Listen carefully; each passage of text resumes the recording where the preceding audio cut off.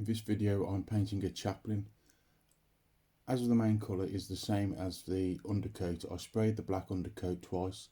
Next, to get the light reflection right, what you need to do is hold the miniature next to a lamp, and then you can see where the light is bouncing off your miniature. Once you have the light looking how you want it, you can start painting the highlights.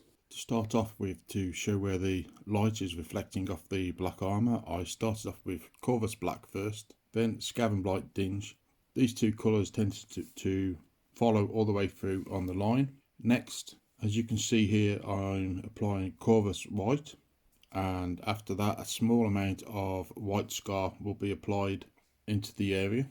The book was in somewhat of an awkward place, so I decided to paint all of the book first before moving on to the rest of the miniature.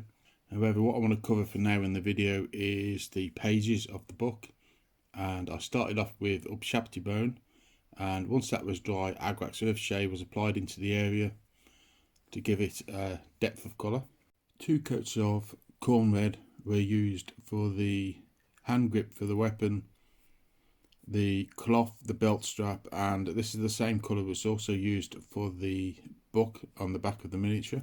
When this had time to dry, Bugman Glow was applied to the utmost edges just to pick those out, and afterwards Carroburg Crimson was applied all over the area, and this will help to blend in the colours, plus it will also naturally want to sink into those recesses to give some depth. Lead Belcher was applied to all the silver areas that I wanted, and afterwards I used null oil, but I only used the null oil for the internal armour areas and for the bolt weapon that is holding.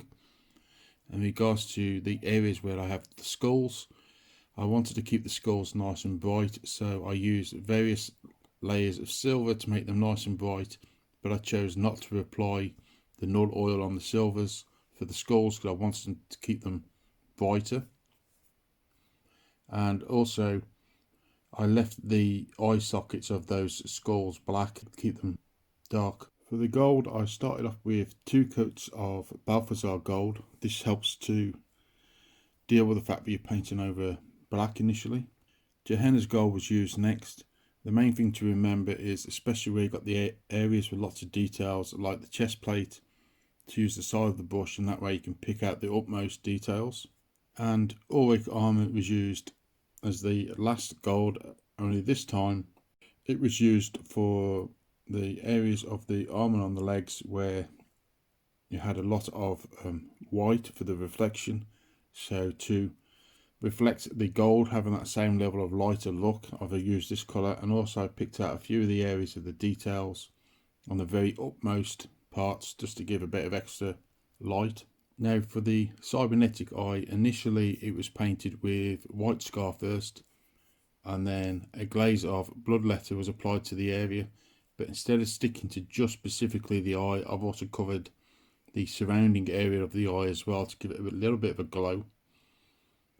And I also decided I wanted to paint the eyes in the skull, which is at the very top of the weapon.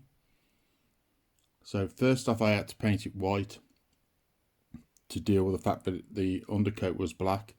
Next I used an old blood red paint into the area, and once the blood red paint has had time to dry, I thinned down some white scar and applied it into the area, so as the white scar will dry, as the water evaporates, it will leave the paint into the depths of those eyes, and it will therefore leave red around the more prominent outside of the eye for the weapons.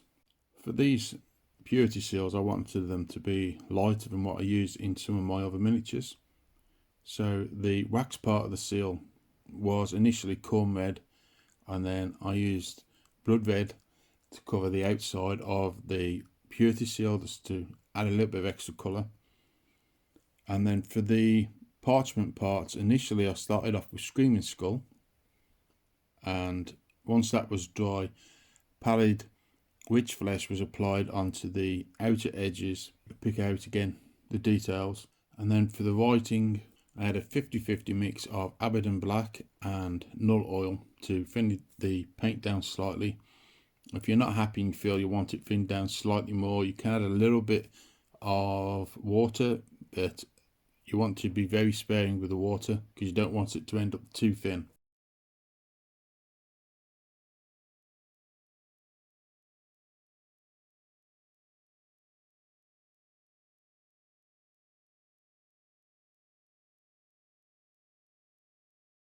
For my Primaris Space Marines, one of the things I decided to do to try and make them look a bit more different and a bit more updated from the standard Space Marines was I wanted to make it look as if the energy source had somewhat of a glow about it.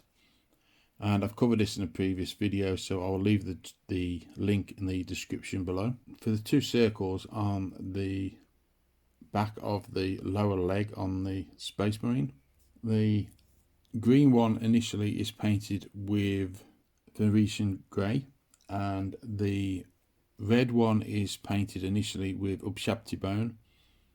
And once these colours have dried, then a glaze has been applied. So I've used a green glaze and a red glaze to cover these areas, and it helps to give them a little bit of a glow.